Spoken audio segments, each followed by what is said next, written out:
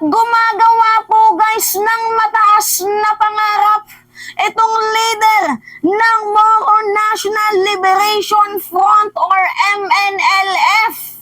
At ano yung sabi? Na kapag inaresto daw po itong si Apollo Kibuloy, it can cause trigger sa mamamayang Pilipino para mag-aklas at magkaroon ulit ng people power. Talaga ba? Guys, imagine sino si Kibuloy para i-defend ng mamamayang Pilipino at sino si Kibuloy para mag-cause ng trigger para nga magkaroon ulit ng people power. Ano yung naiambag niya sa mamamayang Pilipino maliban kuno sa pakikipaglaban sa mga armadong komunistang grupo? 'Di ba? And paano nyo dedepensahan ng isang tao na may patong-patong at sandamakmak na kaso? Hindi lang sa Pilipinas, kundi sa ibang bansa. 'Di ba guys? Utak ba? Hindi ko alam kung ano yung napasok sa isip ng mga taong to, kung alam ba nila yung kanilang pinagsasasabi. Pero yung sa nakikita ko guys, masyado na silang nagiging defender. Tingnan nyo si Bato de la Rosa. 'Di ba na best friend niya itong si Kibuloy? Ano yung sabi niya? Siya na daw mismo ang huhuli kay Kibuloy kung sakaling hihingiin po ng Philippine National Police itong kanyang tulong. Hibang ba kayo? Ha? Tapos sasabihin nila na kinukuhaan daw ng due process. Ginigipit daw po itong si Kibuloy. Paano ginigipit? Ha? Eh halos nga sandamakmak na delaying tactics ang ginagawa nyo. May panggigipit pa ba doon? Ano yung unang ginawa? Ayaw sa hearing. 'Di ba? Hinihila nila pababa itong si Senator Risa Ontiveros. Pangalawa, yung subpoena na dapat sana in the first place pinirmahan na ni Senate President. Ano yung nangyari? Nung second hearing niya pa pinirmahan. Delaying tactics din yon. Pangatlo, 'di ba after na magkaroon ng subpoena, cite and contempt na sana. Diretso dito sa warrant of arrest. Ano yung nangyari? Third hearing, cite and contempt, tapos objection. 'Di ba? Objection. After ng objection na dapat sana pirmahan ng warrant of arrest, may show cause order. Nagigets nyo ba guys yung punto ko? Tapos sasabihin nyo, ginigipit itong si Kibuloy? Eh in the first place, kung sumipot na sana siya, eh di tapos na sana itong kaso niya. In aid of legislation. Tapos, yung request nyo na kung totoong may kaso, kasuhan nyo sa korte. Ito na, kinasuhan na siya ng Department of Justice doon sa Pasig.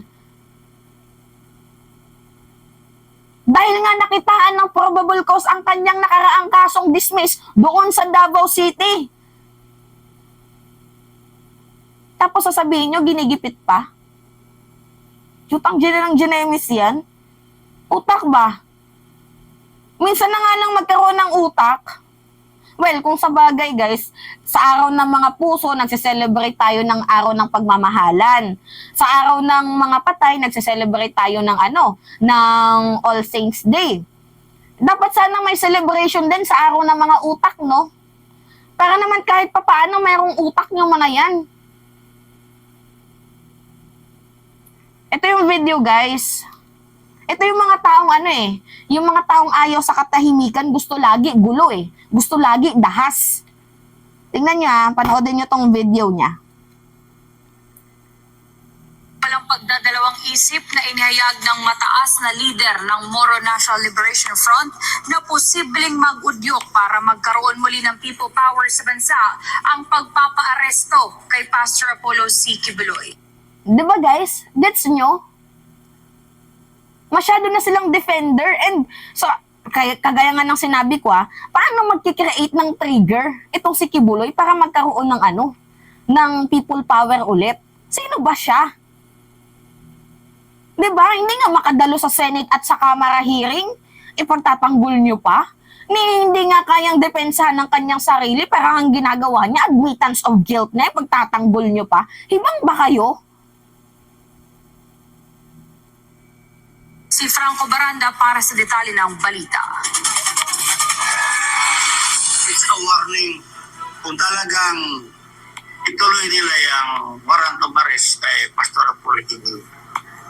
This will trigger people power. This might trigger people power. Rinig nyo? Inulit pa talaga, this might trigger people power. How? How? Sa papaanong paraan, it can create a trigger sa mamamayang Pilipino. Justify mo nga.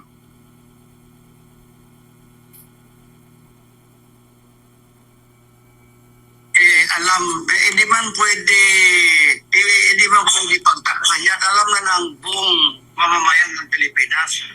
Ang alam namin, itong si Kibuloy, human rights violator, sexual abuses, nagmamaltrato sa mga kabataan, yung kanyang SMNI puno ng fake news, red tagging, 'di ba? May problema sa ownership, may problema din itong may-ari sa sa bulk cash smuggling, sa sex trafficking, and qualified human trafficking. Yan po yung alam namin kay Kibuloy.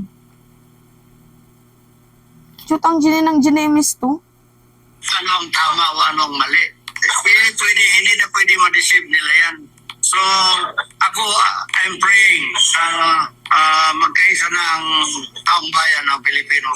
Magkaisa na. Ito ang naging payag ni Roland Aziz. Ano sabi niya, magkaisa na daw yung taong bayan. Dinamay nyo pa kami. Nananahimik kami, dadamay nyo kami, and pupunta kami, anong dahilan namin? Para kay Kibuloy. Magtatanong kami, bakit naman namin pinaglalaban si Kibuloy? Wala, niyaya lang kami nang nasa TV. O, diba? Ganon? Ganon na ba?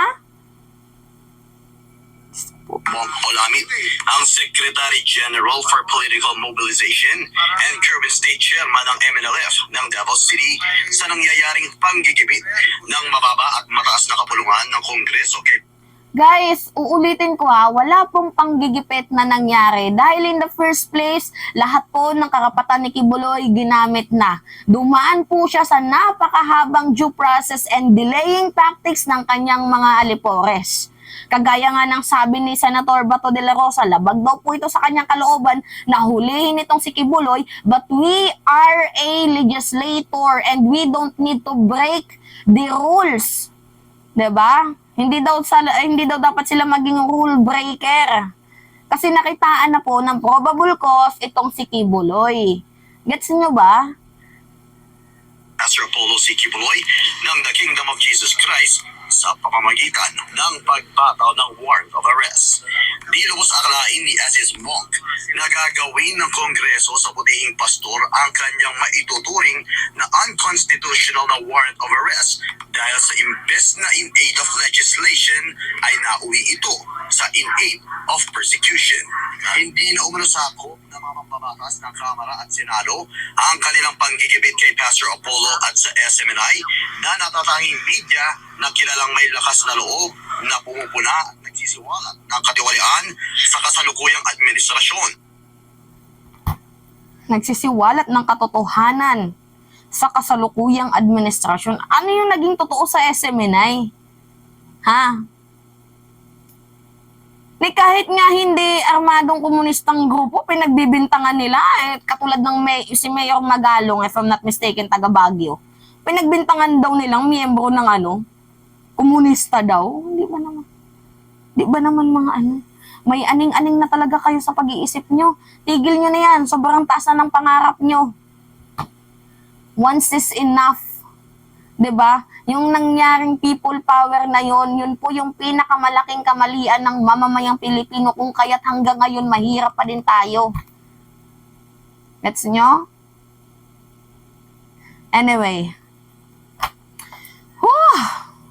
Sabi ko sa inyo, no? Tindi ni Gibbs. 'Di ba? Kakaiba talaga yung power ng appointed son of God, kayang mag-cause ng trigger sa mamamayang Pilipino. Ang tanong, sa papaanong paraan?